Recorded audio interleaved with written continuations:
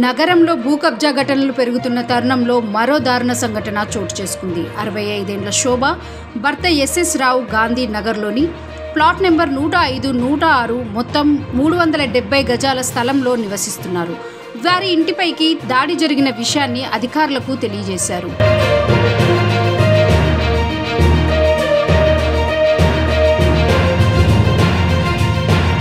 మంగళవారం మధ్యాహ్నం 3 గంటల సమయంలో షాబుద్దీన్ కోడలు మహమ్మద్ నహీమా ఉన్నీసా బేగం, మనవడు షేక్ ఆసిఫ్ కలిసి శోభ ఇంటిలో అక్రమంగా చొరబడి తీవ్ర దాడికి పాల్పడ్డారు.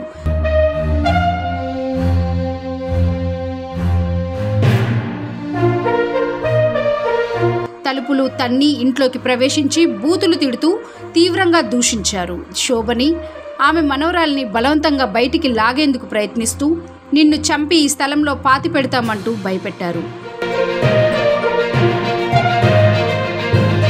శోభ అరుపులు విన్న చుట్టుపక్కల ప్రజలు అక్కడికి చేరుకొని ఘటనను వీడియో తీయగా దాడికి పాల్పడిన వ్యక్తులు వారిని బెదిరించారు. అంతేకాదు అవుట్ హౌస్ నిర్మాణ పనులు నడుస్తుండగా అక్కడ ఏర్పాటు చేసిన షెడ్డును ధ్వంసం చేశారు.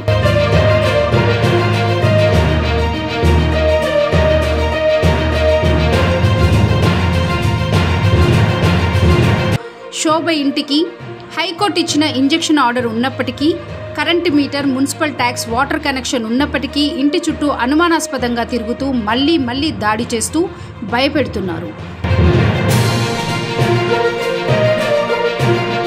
దాడికి పాల్పడిన మహమ్మద్ షేక్ ఆసిఫ్, మహమ్మద్ నయీమా ఉన్నీసా బేగం వీరిపై కఠిన చర్యలు తీసుకోవాలని శోభ పోలీసులకు, సంబంధిత అధికారులకు విజ్ఞప్తి చేశారు.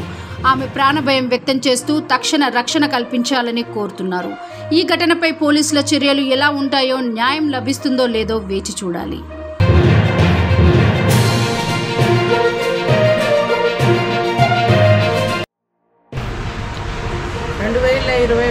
శోభ అనే నేను మీకు వీడియో ద్వారా నా బాధలన్నీ చెప్పుకున్నాను. నా పేరు శోభ.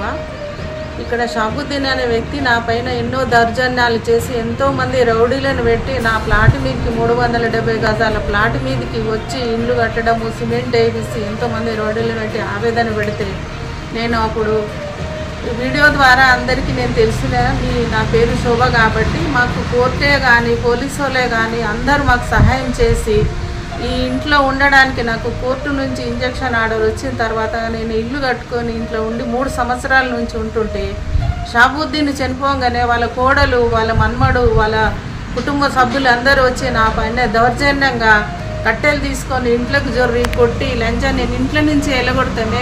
నువ్వు అప్పుడు ఉన్నావు కానీ ఇప్పుడు ఉండకూడదే. మా మామయ్య ఆ కాలంలో నువ్వు చేసిండేమో కానీ మా మామయ్య పోయినాక నిన్నేం చేయాలనో చంపేదీర్తాము. మా మామయ్య చేయని పని చేసి నిన్ను చంపి ఈ ప్లాట్ గుంజుకుంటాము అని చెప్పి వాళ్ళు నా పైన దౌర్జన్యంగా నా మన్మరాల్ని చేయబట్టి గుంజి నన్ను ఇంట్లో నుంచి లాగేసి బయటకు పడేసి ఆ ప్లాట్ల నుంచి 3 గంటలకు టైంలో వచ్చి రాడ్ తీసుకొని రేకులు బాగులో కొట్టి నా మీద దౌర్జన్యంగా నిన్ను చంపి ఇంట్లోకి వచ్చి వస్తామని చెప్తే మేము పోలీసు వాళ్ళు జవహర్ నగర్ పోలీస్ స్టేషన్లో మా పేపర్లు తీసుకుపోయి ఆశ్రయించితే అక్కడ సార్ వాళ్ళు మమ్మల్ని ఈరోజు పిలిచి మాతో మాట్లాడి మా 2 పేపర్లను చూస్తే ఆమె నన్ను ఇంట్లో నుంచి వెళ్ళగొట్టమని కోడలు, కొడుకు, వాళ్ళ మనమడు అందరు కలిసి అల్లుడు మొత్తం కుటుంబ సభ్యులు ఆ ఇంట్లో ఉండకూడదు, మాకే కావాలని దౌర్జన్యంగా మాట్లాడుతుంటే సిఎస్ఆర్ గారు వాళ్ళు మాకు న్యాయం చేసి ఇది తప్పు, ఆమె అందులో ఉంటుంది, ఆమెకు స్టెథోస్కోప్ ఉంది, ఇంజెక్షన్ ఆర్డర్ ఉంది, ఆమెను జరిపేది అధికారం మాకు లేదు, మీరు ఎంఆర్ఓ నుంచి వెళ్ళి చేసుకోవాలి. ఎన్ని గంటలకు అయిందమ్మా అది? 3:30కు. నువ్వు చూసినావా? ఇంట్లో లోపలికి వస్తుర్రా వాళ్ళు? లోపలికి గేట్ తన్ని ఎంతమంది? ఇద్దరు. మా కొడుకు, కోడలు, మన్మడు ఉరుకో ఇంట్లోకి వచ్చి తందూరు గేటు దాన్ని ఇంట్లోకి వచ్చి అమ్మ ఇంట్లోకి బయటకి గుంజురు. అలా మన్మడు అలా రోగా ఉరుకొచ్చేసాను నేను.